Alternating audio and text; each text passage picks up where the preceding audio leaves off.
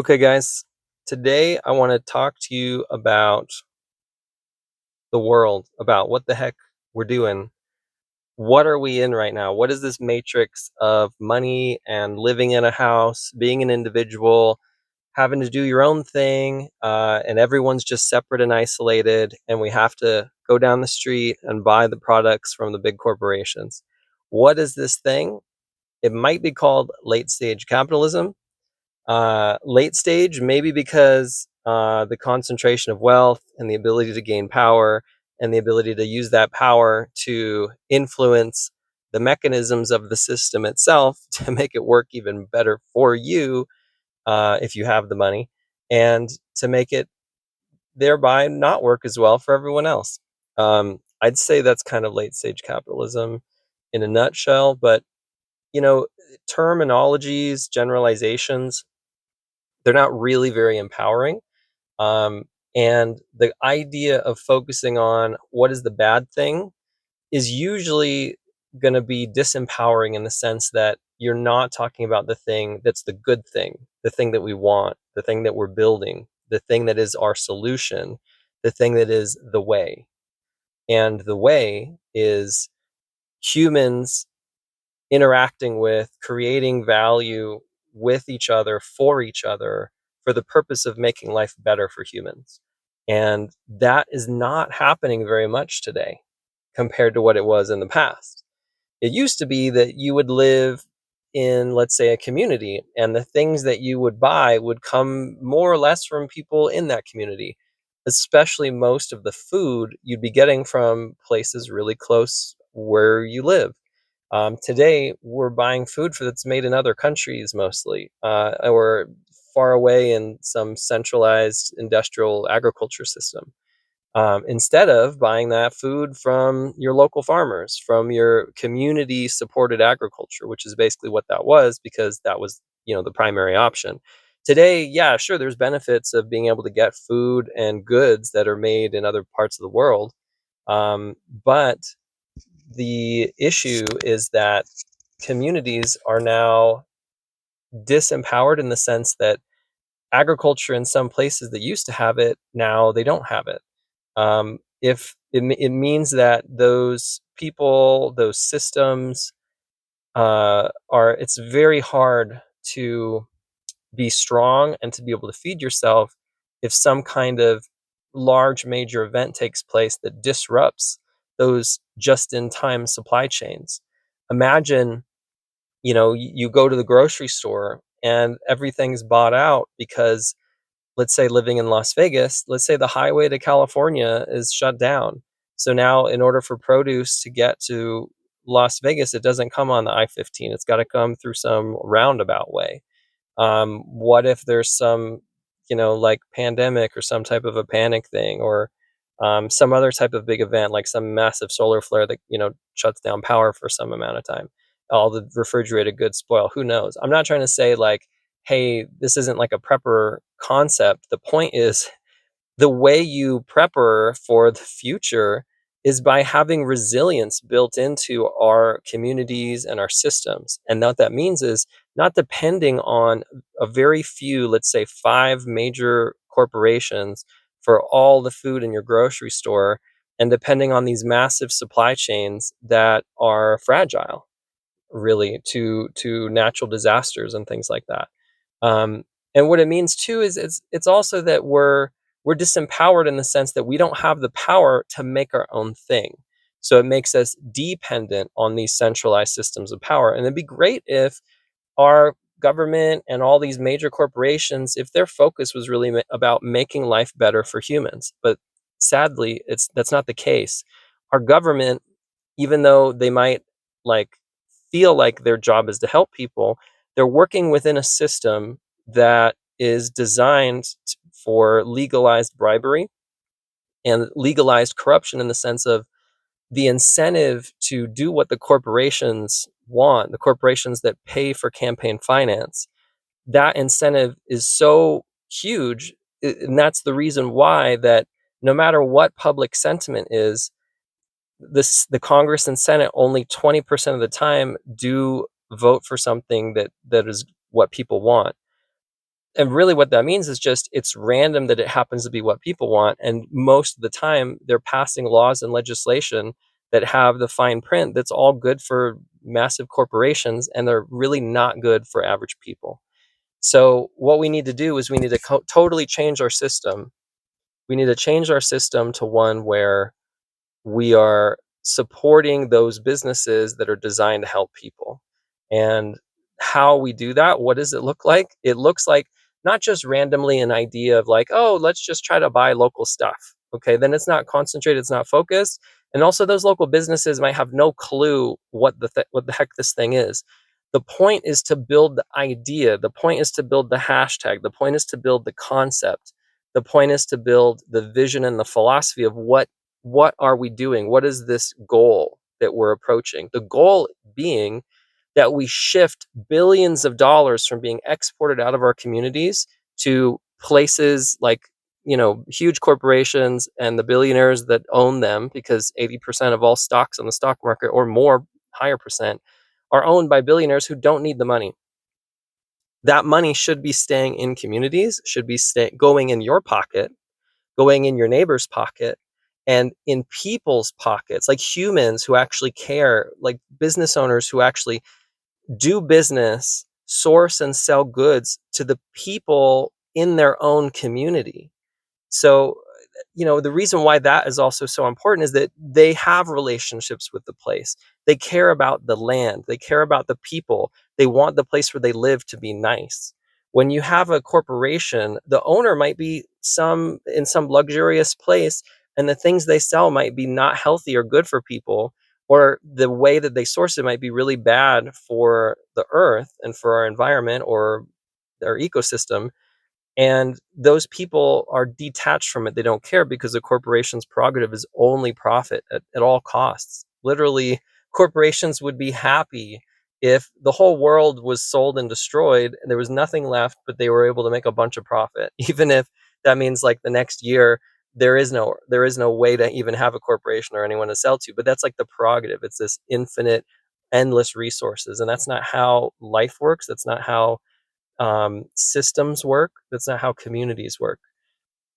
If a community is self-sustaining, if the community grows its own food, does its own electricity, creates its own power, creates its own education, um, recycles its own waste, manages its land, and everyone has enough food, everyone has shelter, everyone's able to do what they want, people have more leisure time, no one's desperate, no one's going bankrupt if they're sick.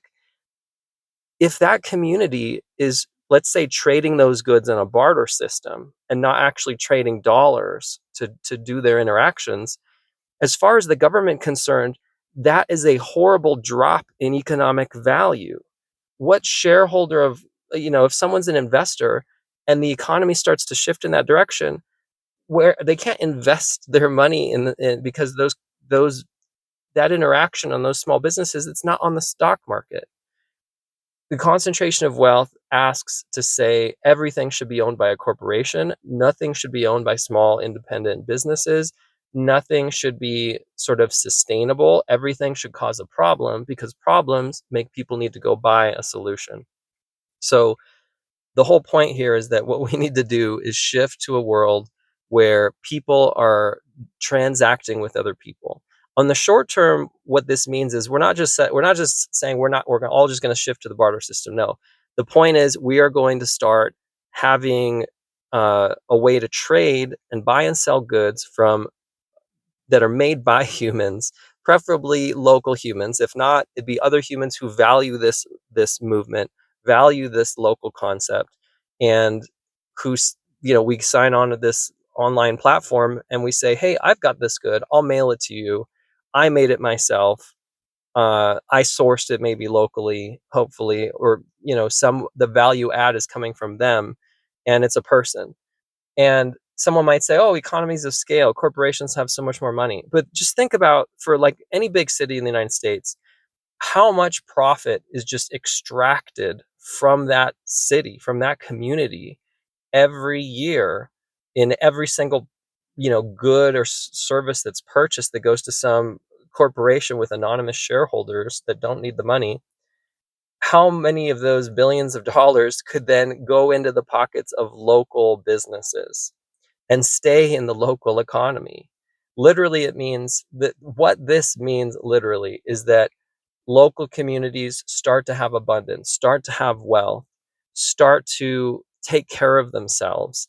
And also it means being connected, knowing humans, knowing other people. It's You need to go buy things when you don't know people, when you're not connected. If you don't have a lawnmower and you have a lawn, if you don't know your neighbors, you can't say, "Hey, neighbor Jim, can I borrow your lawnmower and just use the thing?" And the guy could say, "Sure." Or if he wanted to be like, "Yeah, you could borrow it for a day for $5, whatever," and or just fill it back up with gas. Or if there's a problem, let me know. Like, that's what people do in a community. But when we're isolated, everyone has to buy their own lawnmower, and that's cha-ching profit for these corporations. But it is inefficient, and that those resources that are so wasted because communities are disconnected could instead be used to do something valuable for people. And that's kind of capitalism in a nutshell. Is this drive, you start to lose track of the whole point of the like, what are we here for? Are we here to have a world that serves the richest, wealthiest people and makes things good for them? Or are we here to have a world where people have abundance, where people are healthy and happy and not desperate, and not just like committing crimes because they have, poverty is like the design of the system to make you poor if you're already poor. It's like to make you even more poor, more desperate. Look at schools and the way that our tax system decides to say, "Oh, you're poor, then we're going to educate you even less," because that's just how it works. And guess who wrote the laws for that? The wealthy people in control. Why? Because they're like, "I don't want my money to pay for the education of someone else," because we have this rugged individualism culture concept just imbued inside us. But that is not what makes humans thrive and happy and what makes communities work. In order to have communities work, we have to support each other. So I'm going to build a platform. It's going to be called Buy Local, BY Local. And it's going to be a place where every single business that's a small business owned by a human, a human who can say, "Hey, look, I'm this person. I own this business." So they'll have some transparency. We'll be able to see where they're located. And ideally, if it's in your hometown, instead of ordering from Amazon, you know that you could buy those goods from this person in your hometown because there's a place where you can see. You don't have to search randomly on Facebook Marketplace or Craigslist or just hope there's some small business. You can actually connect with the people, and then they can deliver it to your house in your own hometown. That's obviously the ideal for like a big city. And obviously, we can't suddenly overnight replace everything that corporations produce, but that's how it happens. Is there's a gradual spectrum, a gradual scale, a gradual increase of the availability and the profitability of making things locally and selling it to people locally. Right now, there's probably hundreds of people who have businesses in your hometown who would like to make them actually work, but are like, "I can't compete on Amazon. I can't compete with these big corporations. I don't know how to advertise." It's difficult to sell things locally. It should not be difficult. It should be easy. So what we need is essentially kind of like an online farmers market type of place, but not even a farmers market, an online marketplace for everything. And you get to know, and with confidence that when I buy that thing, it's from a company that's not going to go public if it gets big and gets supported. It's a company that really values community. It values this movement of buy local. That's why they're on the platform. And you as a consumer then know, hey, I could also start a business if I want to, and it's not going to be hard to get support because as long as I be part of this community. So that's what this is. Like, the strength of a community of people helping each other is a movement that literally cannot be stopped because it's going to help people prosper. And the more people join it, the more people are going to realize, "Oh my gosh, this is amazing. I need to tell my friends. They need to get on this thing. They need to start getting wealthy, literally having abundance, wealth compared to what people are used to today." It's not about becoming a billionaire, but the point is to have no financial fears, to have financial freedom. The goal is to have abundance instead of scarcity. And the goal is to be connected with people instead of isolated and separated.